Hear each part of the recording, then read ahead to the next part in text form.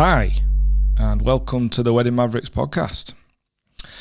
First of all, I wanted to start by saying a big thank you. And that's because the response to the podcast so far has been amazing. It's been far better than I imagined or could have hoped for. We've already had some fantastic guests on. If you haven't listened to the one with Neil Jackson that I released Friday, just gone, please give that a listen because he gave so much great insight that would be helpful to anybody listening who's working through the process of starting or building your business, your wedding business. And that goes for all the guests that I've had on. They've all been so generous with their time and their knowledge and their experience, and I really appreciate it. And I hope you guys do too. I hope that you've got a lot from it if you've been listening so far. Obviously, I want to say, if you can share it with anybody else, in the wedding industry who you think might be interested in listening to it, just because I can see from like the metrics that every week that I'm getting more and more listeners, which is fantastic.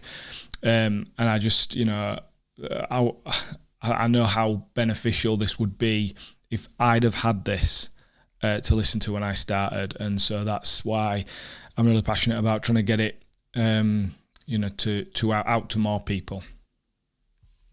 So this is a bit of a shorter, different type of episode.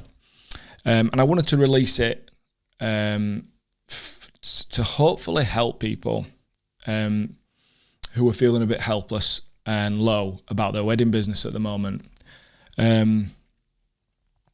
And again, that's because I know the things that have been on my mind and that I've struggled with. And if I'm feeling like that, then I imagine, other people are too. And so it just felt like the right thing to do to just talk about some of the things that I've thought through and I've tried to work out what to do, and hope that resonates with other people and is helpful. So we're all hoping that this week we've got a bit more clarity from the government about when the restrictions will be eased and things, and answers about when we can get back to work. But again, I don't think that's something that the reason I want to talk about what I'm going to talk about is because we're waiting for the government to as we have been nearly for a year now, all the controls taken away. I don't think we're going to get the control back necessarily.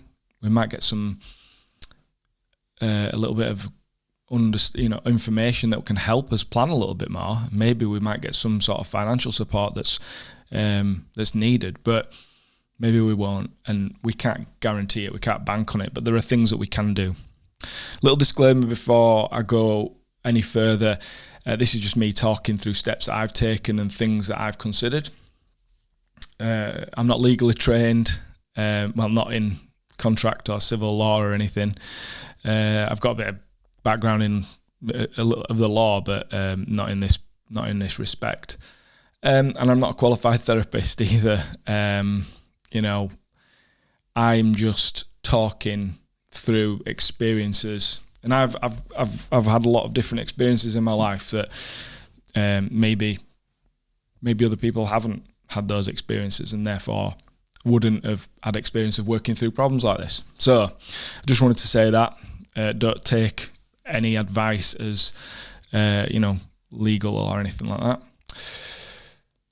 So none of us could have ever expected or planned for this. I mean, you should, if you're running a business, you should always build in some kind of resilience and some contingencies. You should have a financial plan that allows you to, have some bad months, where you're not earning what you were expecting to earn.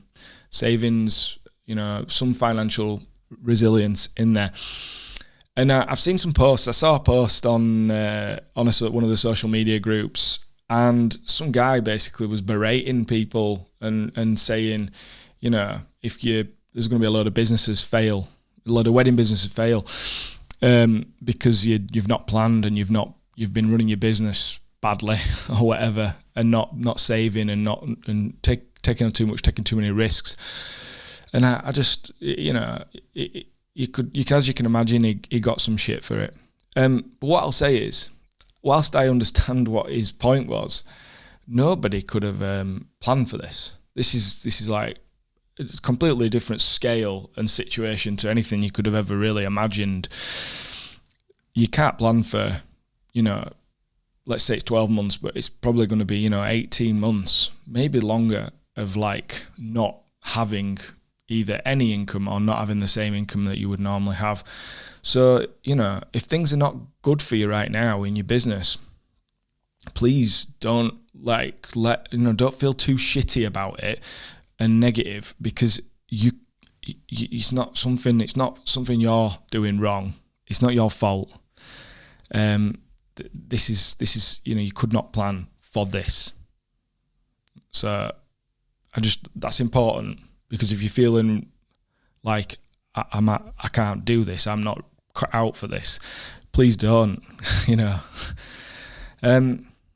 We've had the control taken away from us in respect of like the day-to-day running of your business and the medium-term future planning. Let's be honest, that's not a normal situation. So whatever kind of product or service you provide in the wedding industry, the great thing in normal times is what's coming, and you can use kind of a bit of an idea of what's happened before to model what's going to happen in the future. Things are booked in advance. A lot of wedding stuff is, it's not like a shop where you're having a good month and then it might be quiet, and you've got to kind of plan for that. We know that people are going to book us months or potentially years out. So we can see that, and you can plan that. That's how you can see what revenue your business is going to generate, and you plan your cash flow accordingly. To suddenly someone just press pause or stop on that and you not be able to plan like that in the same way, that's awful, and it's devastating. And I have been, like you potentially have been doing, I've been dealing with postponements, potential cancellations on a weekly basis. I imagine you are too, and it's very hard to keep positive. But this is just a problem, okay? And like any problem in life, any aspect of life, the best way to move forward when there's a problem, when there's a crisis, is to avoid panicking and focus on the things that you can control. So forget the stuff that you can't. We can't control the government, can't control whether they give us any money, we can't control whether they lift lockdown, whether they allow weddings to go ahead. But we can control what goes on in our own heads, and we can control what goes on inside our own business. And we have to work through the problem and start to make a plan. This problem is a big one, and with problems of a large size, they can be overwhelming. So my advice is that you need to be breaking things down into sections, segments, things that can be tackled independently. You're not just faced with, I have to sort all of this out in one go, and it's all linked to each other, etc. So by breaking things down, it instantly makes an unmanageable problem less daunting, gives you a place to start, because it's that starting point that is hard when you're feeling the way you might be feeling. So personally, I split the issue down into different elements and write them down literally on a piece of paper. You don't have to do this. This is just sort of, the way that seems like a natural thing to list things down. I do lists, to-do lists and things like that. So literally write down the different aspects to the problems that I'm faced with right now.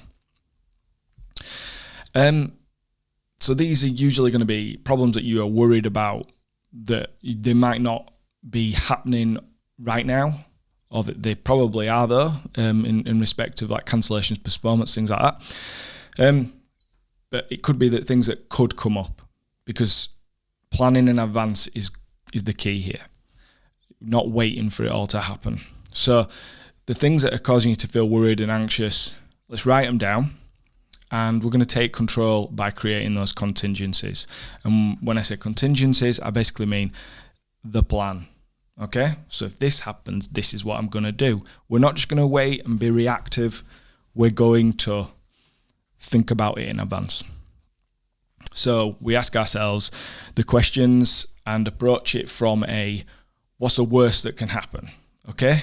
Now, in some respects, and I can relate to this, financially, the worst that could happen is I don't have my business anymore. You know? That's a big problem. But the great thing is I know that I'm still alive. I know that I can still work. I can start again. I can get a job. I've still got my health. I've still got my family. I've still got a lot of things that I love. Okay? So literally thinking, what's the worst that can happen? I lose my business. Actually, there's far worse things. But we don't have to go to that extreme. That is obviously the worst that can happen in a general thing. But if we break each thing down and then look at what's the worst that can happen and work backwards to how can I mitigate certain things? So this helps us to put our mind in the right perspective. So if you're having problems, with anxiety or whatever, and you're not able to concentrate, you're not able to sleep, by trying to work backwards to put steps in place to deal with certain things and saying, what's the worst that can happen? You're actually allowing yourself, your mind, to take control of those thoughts, because you're not just I don't know what's going to happen. You can actually say, well, the worst that can happen is this, and then we can work back in steps of what's most likely to happen, okay? Or if this happens, this is likely to happen. If this happens, this is likely to happen. And that's sort of what I'm suggesting, all right? So I'm going to go through some of the things that I've basically subcategorized. These are quite broad and wide, and I'm going to sort of talk about them I haven't got hours and hours and hours. So I'm going to talk about them briefly, rather than going into masses of detail. But hopefully by doing so, it will help you to understand where I'm coming from with it. So these are the problems that I might not, there are some things that I might not be able to have control over, but these things are the things that I know I can control, and the things that would cause me to worry if I didn't do this kind of process. So you're going to hopefully do this exercise on your own terms. These things that I talk about might be things that you are worried about too, or, that are causing you concern and that make you feel out of control. And hopefully doing this, you'll listen to what I've done, and that might help you. You might have other ones. So you should list your own. Yours don't have to be the same as mine. And, I would love to hear if you have some different things that are on your mind that you come up with.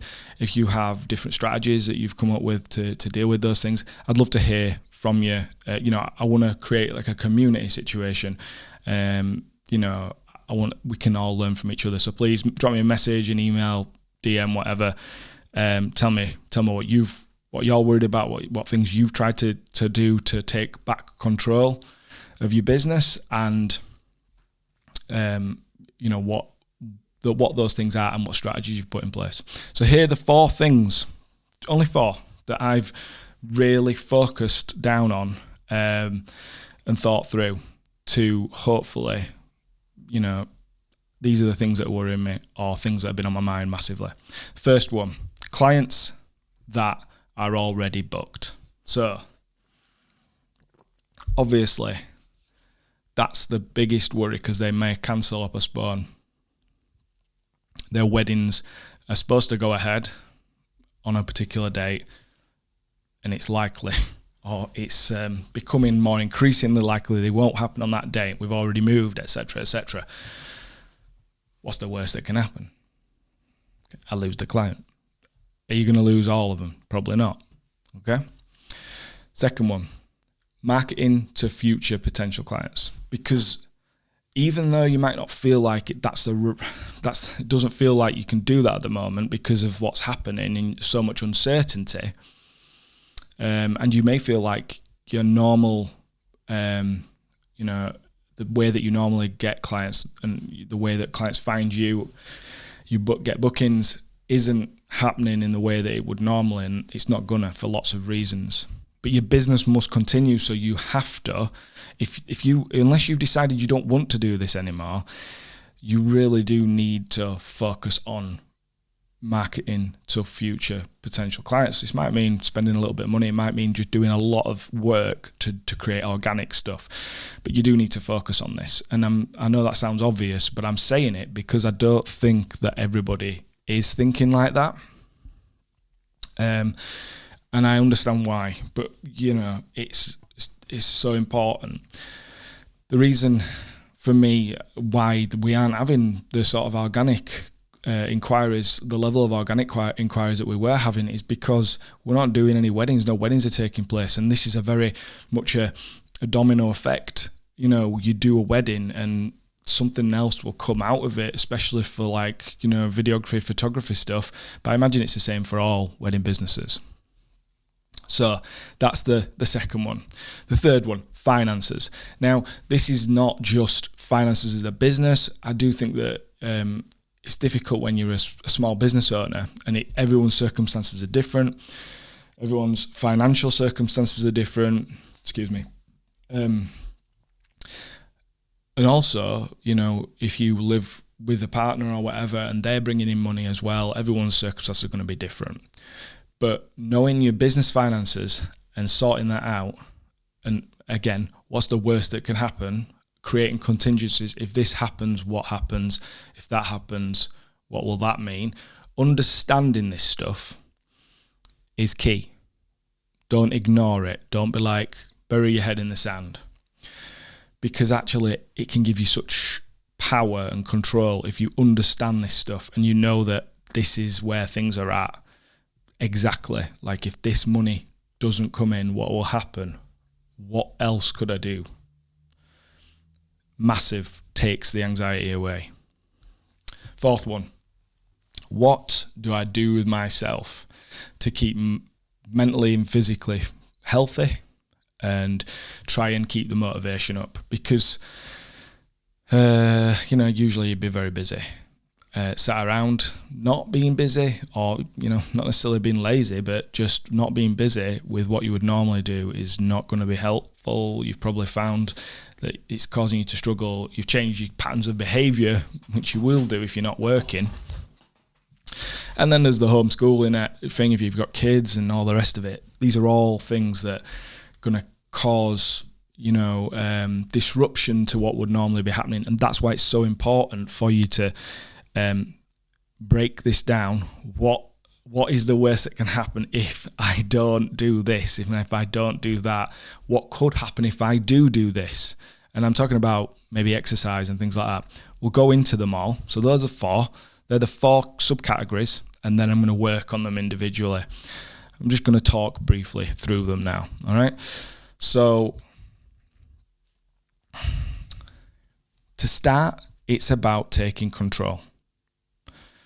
So it's paramount that you're going to make a move. You don't wait for something to happen. The government announcements, let's say that they are, we get a lot of information this week about what they want to happen. They will not be saying 100% this is what's going to happen, because this is a situation that's moving. It's in flux all the time. So we can't just bank on what they say, even if what they say sounds positive. So we need to make a move ourselves, not wait. You can't, as well, if you're just waiting for the government to actually do the right thing and financially support the industry, they might not. And they haven't so far properly. So you can't bank on that. So we need to do something about it ourselves. So on that, hopefully you know about the campaign. What about weddings? This is something we should all be massively supporting. It's a fantastic campaign, and I really do think it will make a difference. because that's been a group of people that are taking the initiative to change what others control. But what I'm talking about in here is I want you to feel more in control of what you can directly influence. So we don't wait. We can make changes and we can take some control back now. We need to be proactive, and communication is vital. And if you don't feel confident about communicating with your couples, your clients, that is basically the area that I would work on the most. And you're going to have to push yourself out of your comfort zone if you don't like communicating directly with people. If you don't feel comfortable talking like this, doing a video, on the phone, whatever, then do it via email, but do it and concentrate on making sure that communication is good. I'm not going to go into that. That's a massive topic. Effective communication is a huge topic, but that's something you should work on if you don't feel confident about it. Okay, so clients. Let's start with the clients, new clients, existing clients. Clients equals cash flow. For your business, if you're a wedding business, clients equals cash flow. You're not most people in the wedding industry, although some will, most won't be providing a business-to-business service. Many will be providing, majority will be providing straight-to-consumer service. So those clients, we're not talking about big contracts that go on for weeks, months, years. We're talking about that each client is key to that cash flow. So are you still marketing actively? Or are you just going, well, there's no weddings happening now, there's nothing I can do, I don't have any money, I'm not going to do anything? Because if that's the case, you just, again, you're not taking control. So let's say the organic inquiries are very slow. They certainly are for me. But people are still planning weddings. Okay? They're either planning their wedding, as in for this year, next year, 2023. Crikey, there's people talking about 2024, 2025 inquiries. Crazy. But people are still planning weddings. And they're also reorganizing weddings. And they haven't been able to take all of their suppliers with them for one reason or another. Usually because of conflicting bookings for suppliers. So they're then looking for a new whoever it is. Their person who was going to provide that service can't provide it anymore. So they're looking for someone. I am telling you, yes, the January, February time has not been as busy with new inquiries as it normally would be, or bookings. But I have taken some. And I've had to adapt a little bit. I never before offered shorter coverage for weddings. I always did all day. Never did. I just do kind of half-day ceremony type stuff. I know that a lot of people have adapted to do micro wedding packages and things like that. And I didn't. I held off until now. So I have booked some full day weddings, all day weddings for next year. But then I've also had inquiries for this year and bookings for this year, which want a smaller package. And, I have chosen to change my approach to it, because it's important to keep some cash flow coming in. Because those weddings are being planned now. They are having them in the coming months this year. And they're obviously expecting some restrictions. So those weddings are likely to go ahead unless we can open the venues. But if they're going to have small 15, 30 person weddings, whatever, they're likely to go ahead. That means I've just secured a little bit of cash flow. Might not be exactly what I want to be doing, but that's the key. You are taking control because you are going to. So there are people still planning weddings. There are bookings still to take. You need to be in there. And if you're not receiving the inquiries that you'd normally do, Think outside the box of what you would normally do. You might not have a lot of money. You can still run some social media ads without a lot of money. Again, if you're wanting to know how to do that, please contact me and I will gladly give you some pointers and the basics of how to set those up and how to run them. But you really need to be doing that, whether you're writing blogs, whether you are just doing a lot more on organic social media in groups, like, when you see people asking for people on Facebook groups and things like that, use the time to do whatever marketing you can, whether that's with a budget or no budget. Do something. Existing clients. So here's the thing. You don't want to hear it and you don't want to know about it. You don't want them to move, but couples will move or cancel their weddings. Okay?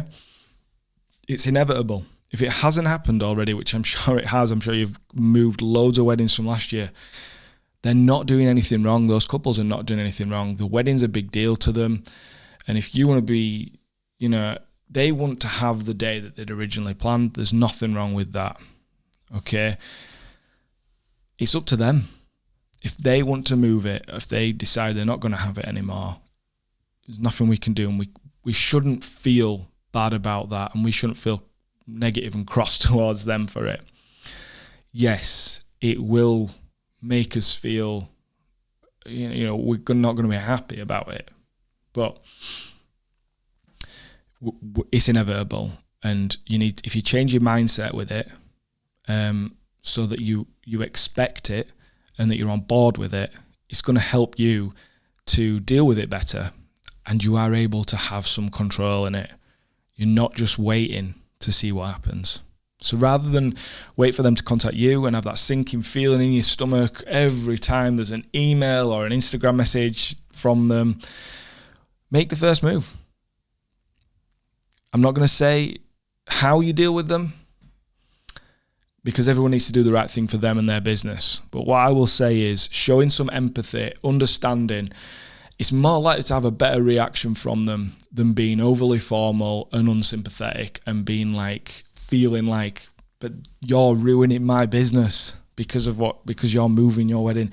And I'm not saying that's what you're doing. I'm not saying that's what people are doing, but I do think sometimes it's hard when you're stuck in your own business to really empathize with how somebody else is feeling.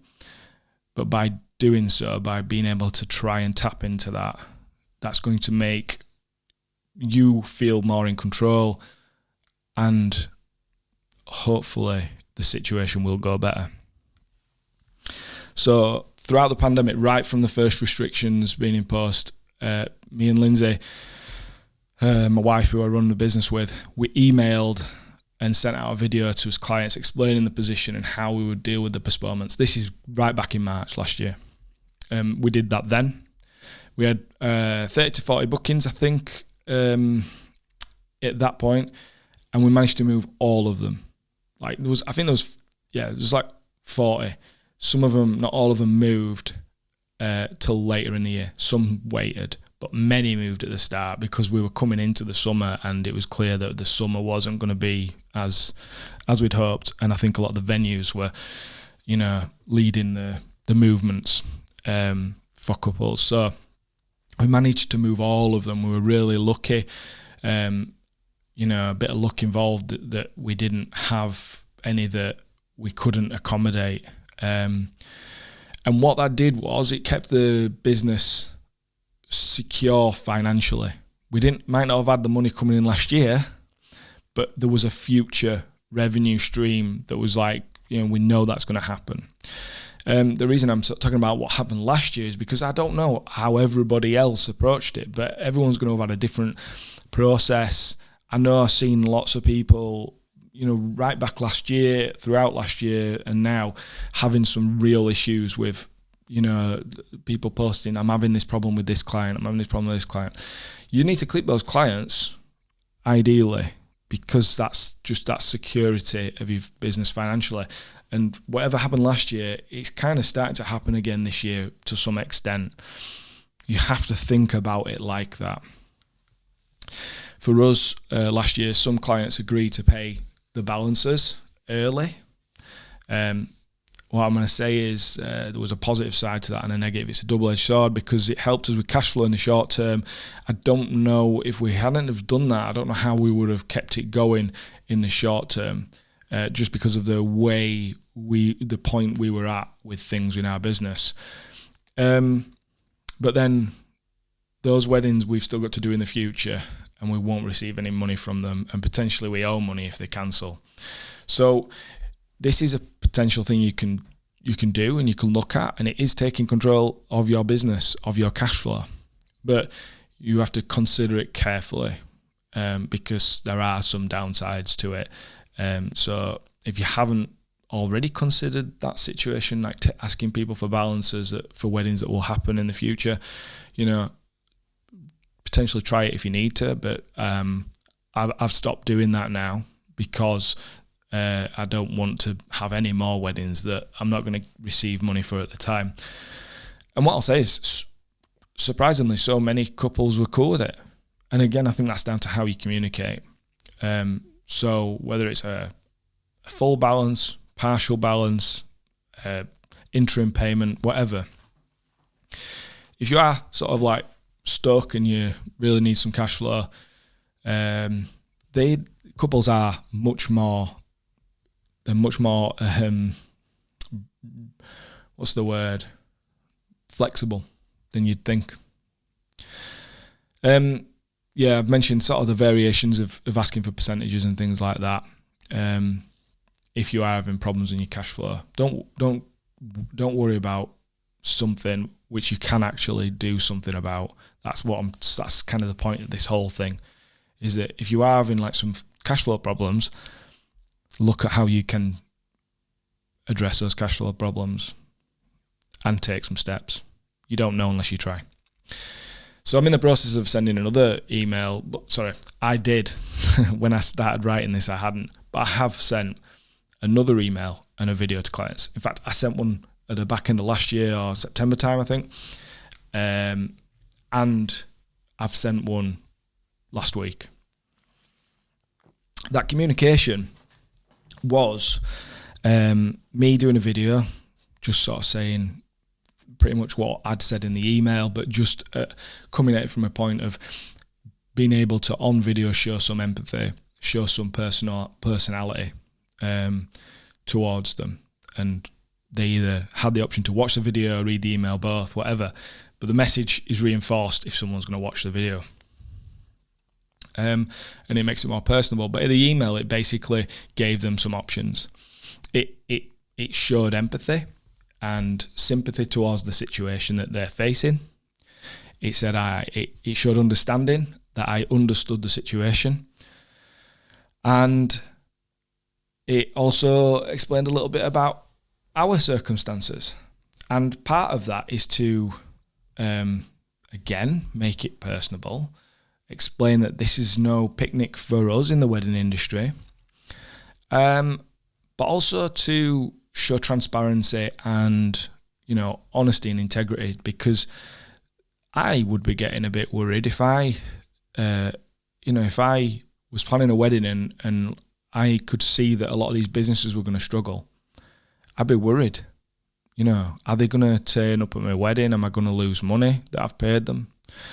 Whether that's a deposit or more. So showing that they can trust you, being open and honest about the situation and about what your intentions are. It might seem obvious to you that you're going to still try and turn up at the wedding and stuff, but it doesn't hurt to tell them. And I think that's going to really help. And that, what I'll say about that is, I gave them 3 options. One was to say, you can move your wedding and we'll do everything we can for you to move it. The second one was, you can, if your wedding goes ahead, we will do everything we can to be there. The only way we will not be there is, if legally your wedding can't go ahead and you decide to have it, we can't do that. But, And I know that sounds obvious, but sometimes just, explaining this stuff to people is important. And the third one was, this is what happens to your non-refundable deposit if you, at this point, cancel your wedding or make a decision that means we can no longer be there. Now, again, I'm not going to go into the legal aspects of a non-refundable deposit, etc., because there are different takes on it.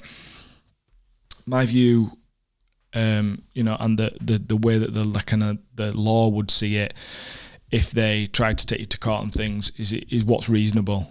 And I've changed what I take as a deposit now, simply because I know I'll do some work which I can say that's what you're paying for before the day. But what I'll say is, you don't want to be taking 500 quid for a deposit and then not doing anything and trying to keep it. So I've changed my deposit, and I've told them that I've already done a certain amount of work. So in that email, I've told them the reason you won't get your deposit back, or you won't get the whole deposit back, is because I've already done some work. And part of what I'm doing to show that I'm doing some work is sending out these emails and making these videos to send to them. I am showing that I am putting work into their wedding and their booking. So generally, I would suggest you stick to your terms and conditions and be careful about that. From experience, you know that it might not be very well received. If you are not explaining it in advance. You could try charging more money for changing the booking to another date and dress that up as all sorts of different things. That is completely up to you.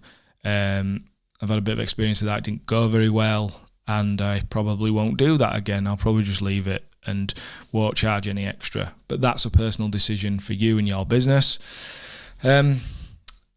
So the thing is, you are taking control because you're not waiting for them to send the email. You are sending them information and spelling out in a very nice and sympathetic way how this is going to go. When they make the decisions, because it's their decisions to make, you are telling them what's going to happen next. You're in control.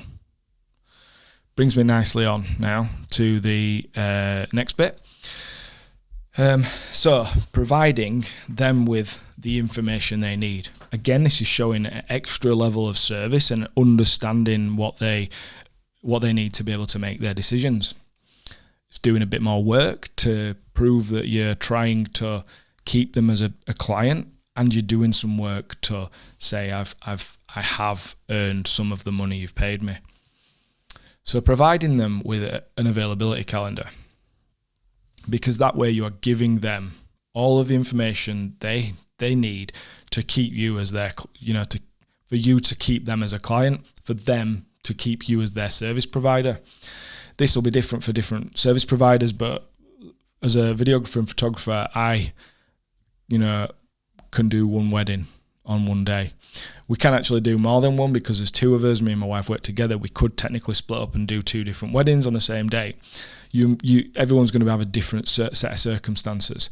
But what you can do is, if you put an availability calendar on, they then can look, and when they choose their new date, if they decide to move the wedding, they already know whether you're likely to be available or not. It's huge, right? It's a simple thing to do, but it's huge for the client. And it's huge for you as the business owner when you turn around and say, well, you've cancelled me because you've picked a date I couldn't do. I aren't giving you your deposit back because I've already done some work and I said it was non-refundable, and you've cancelled the contract with me because you've chosen a date I'm not available. Again, legally, I'm not giving you advice, but I'm telling you how I'm showing that what's reasonable in that business. You can use all sorts of apps to do this. What I've been able to do is set up a page on my website. It's a Wix website, and I've got used a plugin which is Google Calendar. I've got my CRM, Studio Ninja, linked into the Google Calendar, and the Google Calendar is displayed on the website. I've been able to adjust some settings so that it doesn't show any couples' names or information. It literally just says busy or not, and it's perfect. And everyone's circumstance, everyone's like setup will be different, the way that they manage their business and bookings. But I've just explained one way. You could use an app like Calendly. They do a free version that would allow you to be able to do this, I think. And there are lots and lots of, whether you've got a WordPress website, a Squarespace, whatever, there are lots of different things that you can do to facilitate this, basically. If you want some help with it, I would absolutely, walk you through it. If you just reach out to me, send me a message, and I'll show you how I do it. I could make a video about it.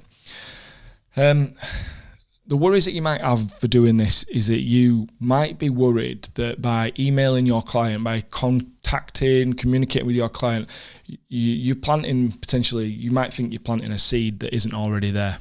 Okay? They weren't thinking about moving. I don't want to tell them to move.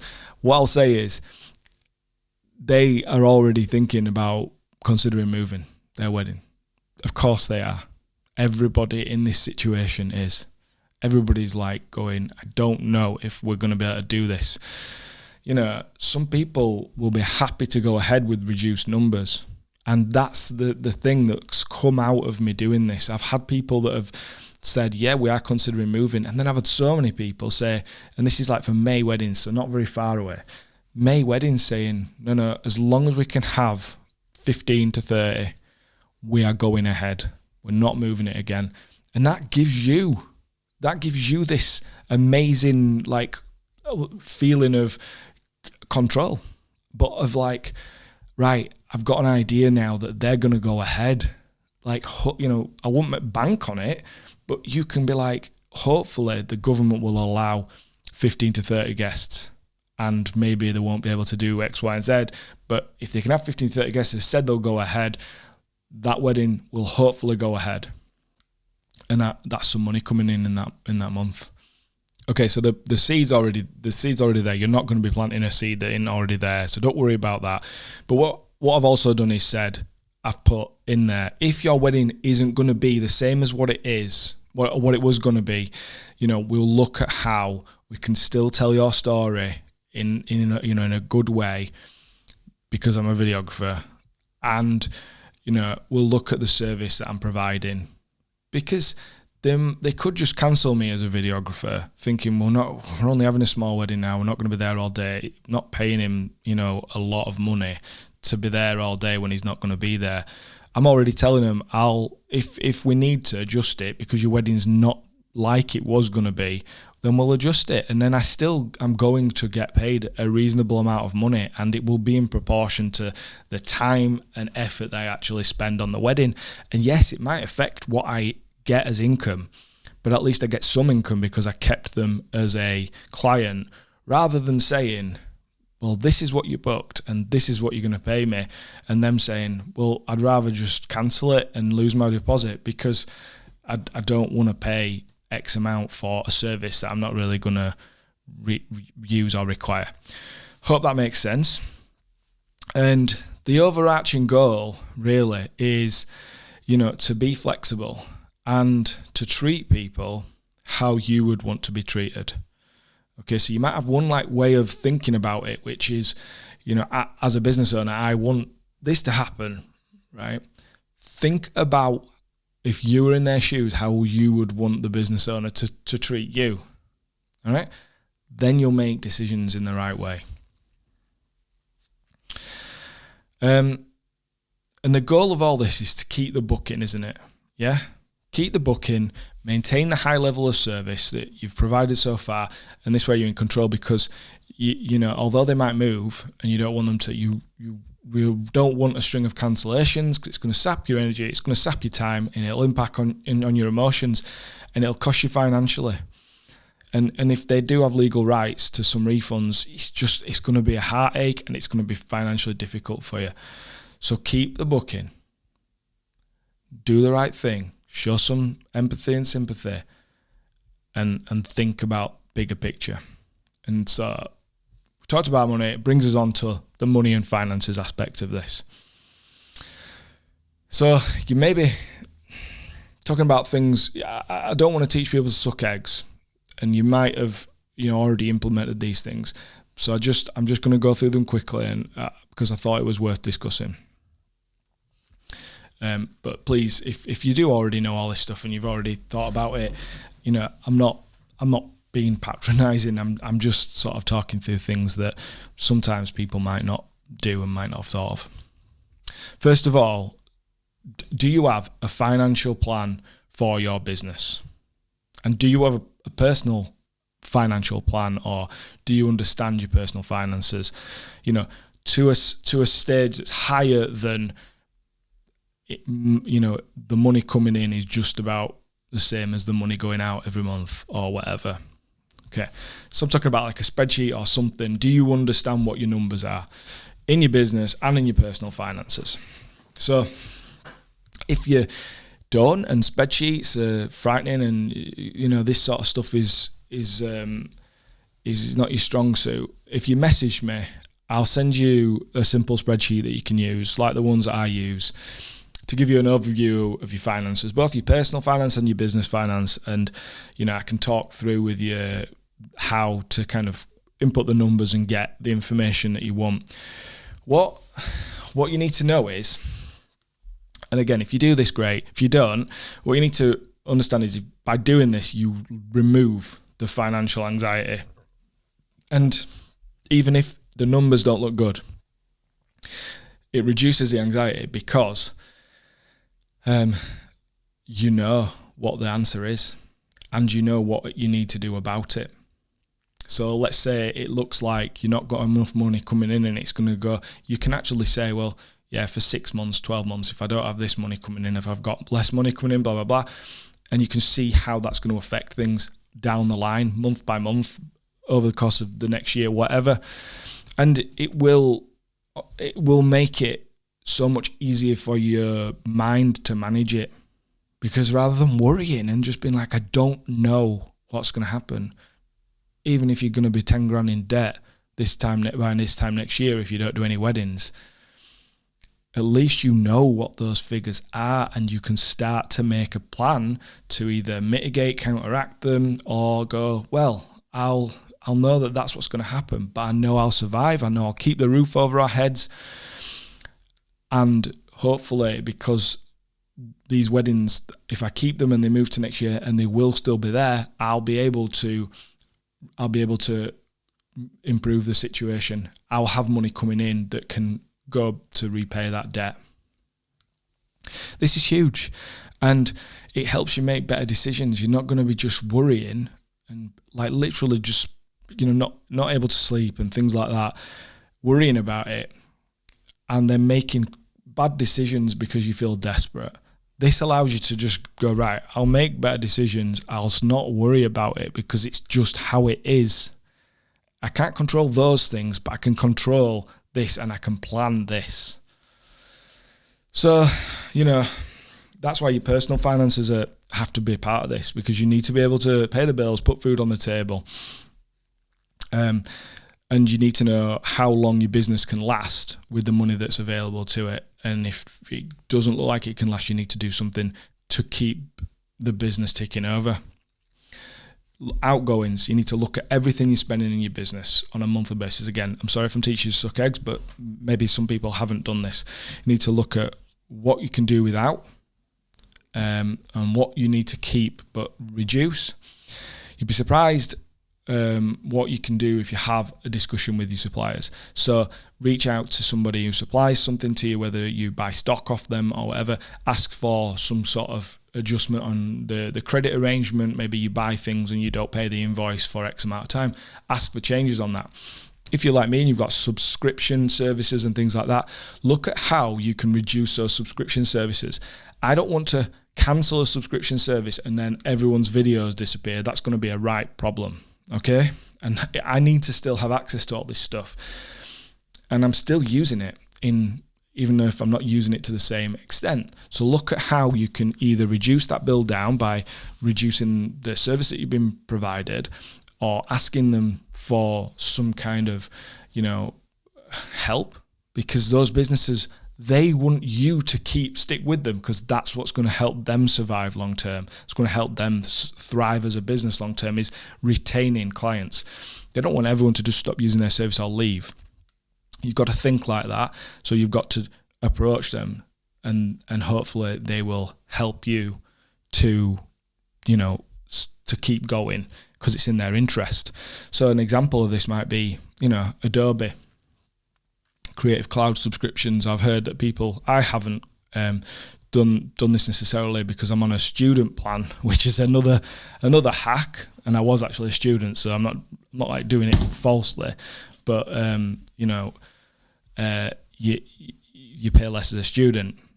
But you can also I've seen people contact Adobe and they've given them X amount of free months on their, quite expensive Creative Cloud plans. These little things will have a massive effect.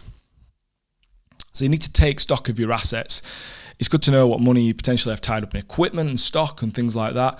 And I'm not saying that you sell loads of stuff because you might need it later, and that would be a very short-sighted decision. But what's good to know is, if like I look over and I'm like, right, I've got a lot of camera equipment and different things, if I properly understand what money I've got tied up in them, okay, and if things got to a particular point and I needed some kind of financial resilience and there was no other way, I know that I've still got something that I can make a change with. So I could sell some stuff that definitely isn't being used right now. And if I knew I wasn't going to need it in the very near future, okay, and again, this is a short start, don't do this as a snap thing, but knowing that you have that money tied up in those things that could be available if you did need it, that helps you. I'm not saying sell the stuff, I'm saying know what you can sell and what you would get for it. Because then on paper, you've got a figure that can offset other things. So if you really got desperate, you know that you've got that resilience. That's what I'm saying. And your personal finances are that. They are personal. So they're not for me to talk to you about or get involved in. My personal finances, are unique to me as yours will be to you. But what I'll say is it's amazing what you can save.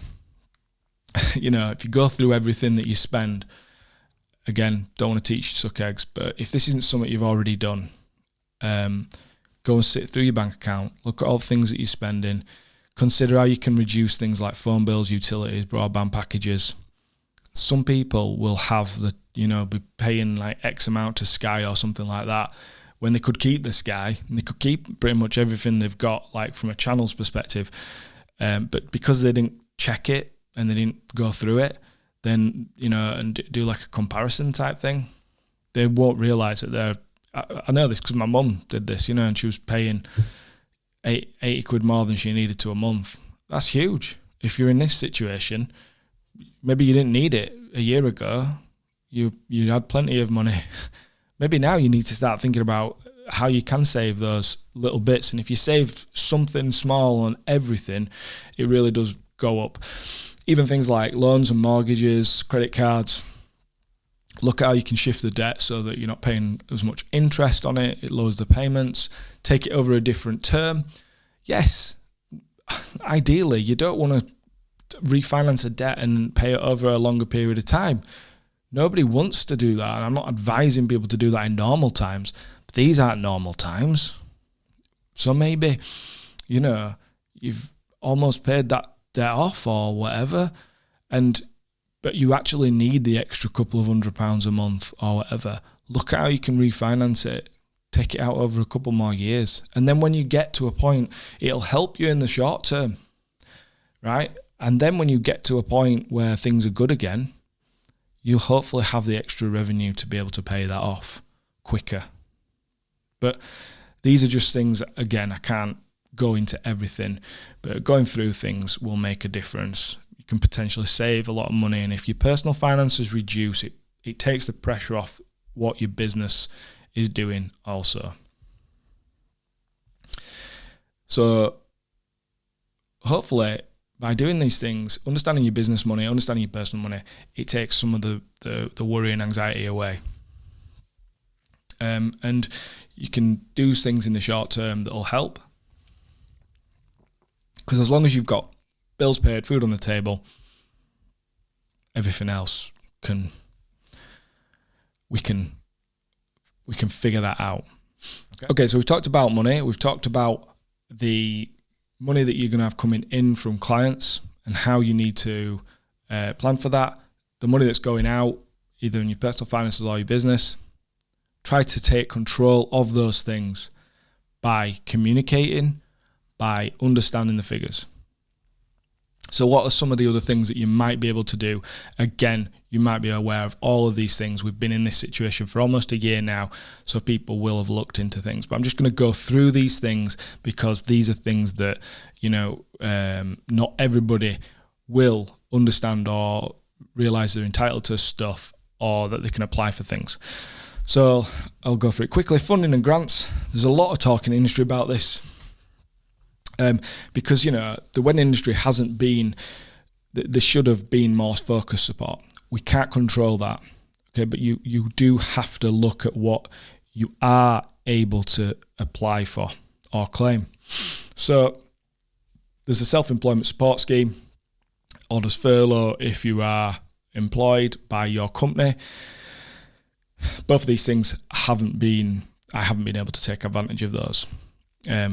Very kind of weird grey area, very unlucky with the timing. But there are other things. Okay, so there are funds and grants, depending on your area, council, city, town, etc. And you may just think, well, I haven't got a business premises. Right? So if you're a business premises, you can claim some money. Hopefully, if you are in that situation, you know about that and you're already doing it. But there are lots and lots of people who haven't got a business premises, but there are grants that you can apply for, and the amount that you're allowed to, that you get, and the kind of format of who they'll give that money to, and these are basically called additional restriction grants, and they're all different depending on the council. They all have different ways of determining who should get this support and this funding, but they're not going to write to you as a business owner and ask you if you want to apply for this. You're going to have to go and research on your council websites, on local authority stuff, research what they are doing. So for my council website, they have a list of different things you can apply for, and some you have to have the business premises to be able to apply. There is an additional restrictions grant. There is I can't remember the word I'm looking for, discretionary fund, that's it, that you can potentially get paid hundreds or thousands even from this fund, and you don't have to have a business premises, but you do have to demonstrate fixed costs. Okay? We should all be able to do something that demonstrates some fixed costs because we work from home, we have subscriptions, insurances, things to pay. Everyone's circumstances are different. But if you're not already aware of that and you haven't looked at it, go straight onto your council's website and research. The bounce back loan. Yeah, contentious issue. Should we have to take out debt and have a loan to be able to pay, to be able to keep our businesses going when we've been shut down in the way that we have and not being able to operate?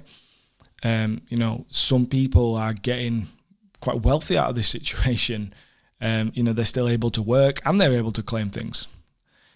At the end of the day, this is about taking control and about you being able to influence things without, by yourself. So without having to wait for someone else to give you something.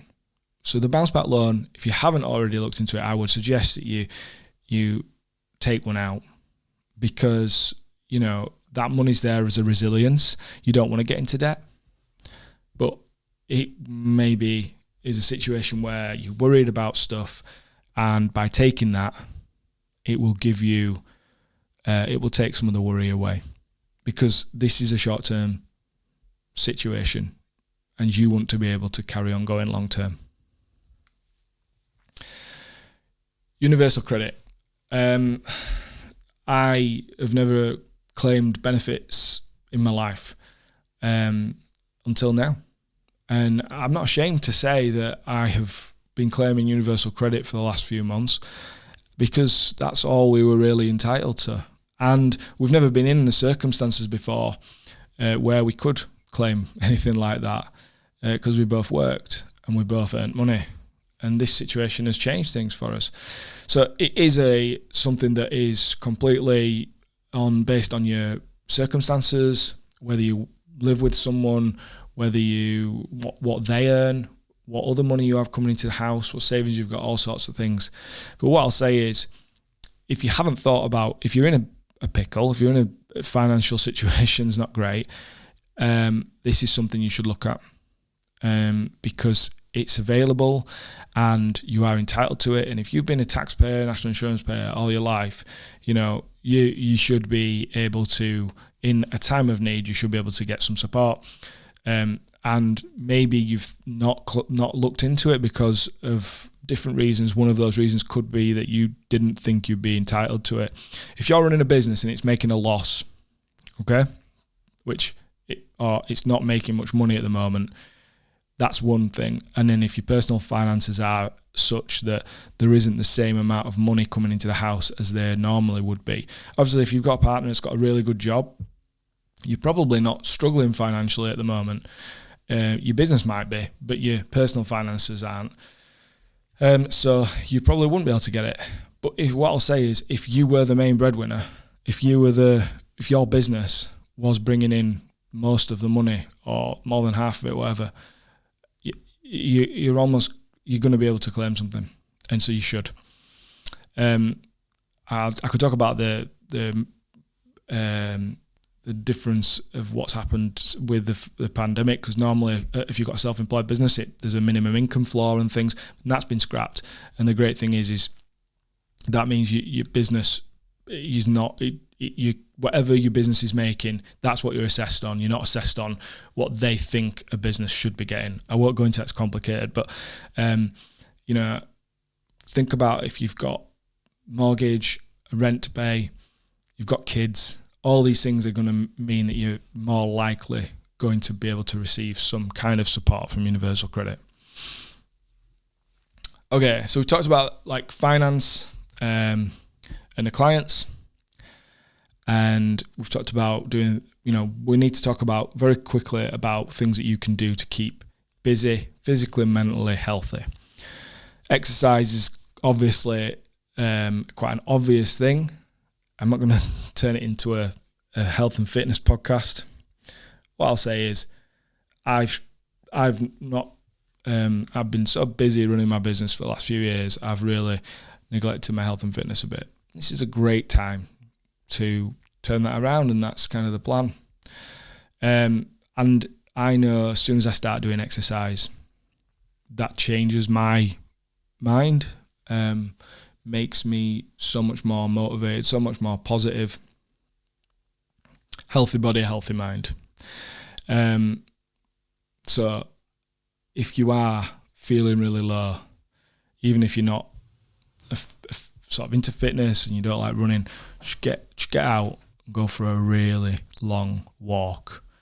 Or if you fancy trying to run or do some, exercise video or some, like a YouTube, like a PE with Joe with the kids, just do it, because it's definitely 100%. I know this is definitely going to sound a little bit teaching people to suck eggs now, but definitely going to lift you. Other things, do things for the love of it.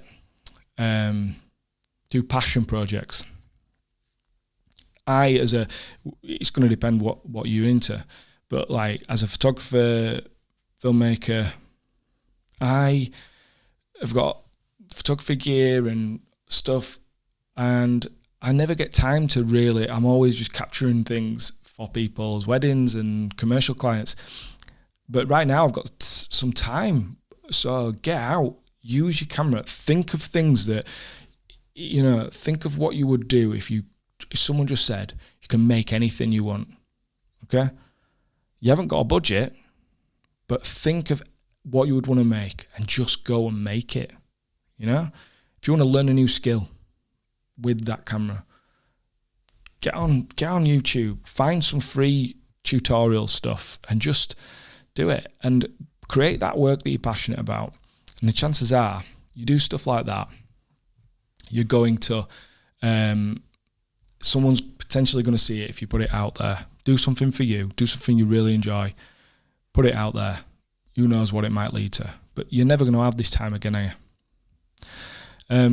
Look for collaborations, you know, other people. I know it's hard, we can't really be mixing with people, but look at things that you could collaborate on with people. Look at things you could do to strengthen your business by approaching other businesses, offering them something. Think outside the box. Don't think about everything as being financially motivated. Think about what you can do to change the business in the long term. You might have project you want to do, like, for example, starting a podcast, and you've got the time to do it that you didn't have.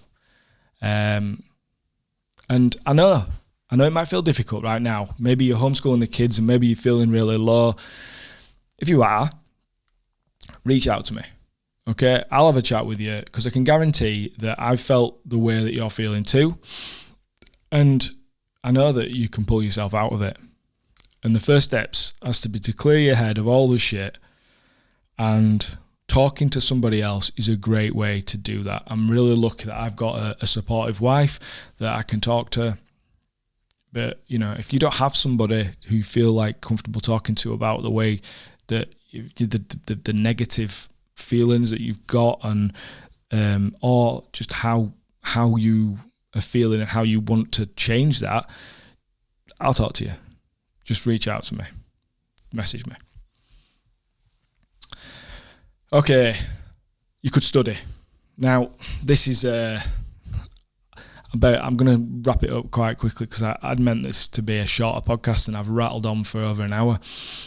Here's the thing. Studying, you could do this at all sorts of different levels, but I do think that by using your mind, you know, so again, we're taking control of the situation. We've got some time on our hands and we can do something to change. You might not be able to change something that's the things that are happening today, but we can change things going into the future. So you are taking some control. Study, okay? You could do this at all sorts of levels. Sorry. You could do a short online course. You could do free ones. You could do paid ones, depending what sort of like your circumstances are at the moment. You know, and you could do those from your house while you're trying to homeschool the kids. You could do a bit of education yourself. Think of something that you want to learn or need to learn, or have always, you know, I've started learning the guitar. Okay? You know, because that's something that I really want to do and I've got a bit of time to do it. But, you know, this could be qualification based. It could be an academic study project. It could be just learning a new skill. It could be learning a completely new skill. Like, for instance, if you're running your own business and you need to know how to make content, you could teach yourself how to use your mobile phone in a, you know, more organized way to create content for marketing, for social media. You know, there are courses out there that you could do to learn these skills. Or, you know, we could take it a step further. You could be like, well, I'm not really doing anything right now. What about a plan B? What about, you know, I thought I was going to be a business owner, but what about if, you know, maybe this has changed my mind. What about if this doesn't, if it ends up being too difficult? Maybe I should have a plan B. And if you don't already have qualifications, if you've not been to university or college, what a great time to do it. Go and get a qualification in something that you think could be the plan B. And, you know, you could study and you could be put off by the fact that it would cost you and you haven't got the money. What I'll say is, if you're like me and you're heading towards 40 and I wanted to get re-educated and I wanted to re-skill myself and do something completely different with my life to what I'd done for the first 15 years of career. And so I went to university. So yeah, it costs money, but it's a student loan. And because of the time of life that I'm at, I likely won't ever pay it off. I might have to pay some of it back, but I probably will never pay it off because I won't be working for long enough. And if you're going to do something like that, and I'm not saying that's what you should do, but it's an option to help you in the short term financially, because you'll be able to get some money towards a maintenance loan to help pay for living costs. And you will learn and gain a qualification. And if you haven't already done that, you can use this time to do that, whether it's an undergraduate or postgraduate study. You can get paid.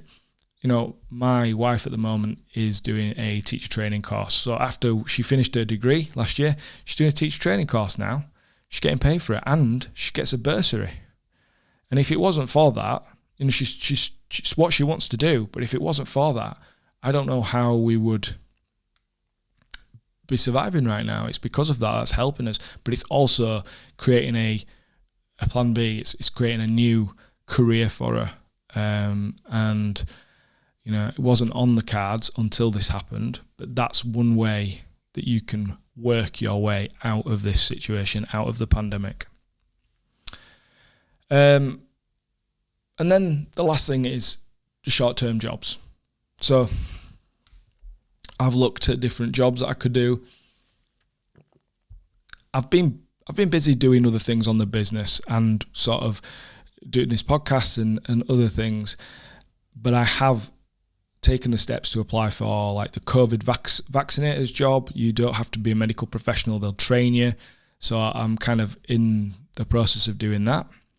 There are lots of jobs at the moment, even though unemployment's high, there's lots of jobs working in COVID type roles that will be shorter term. They'll be for a few months, maybe a year or something, working, you know, in test centres, in the testing in schools, or doing these sorts of jobs. Like I say, with the COVID vaccination, you can do the vaccinator's role, but there's also admin roles in relation to that.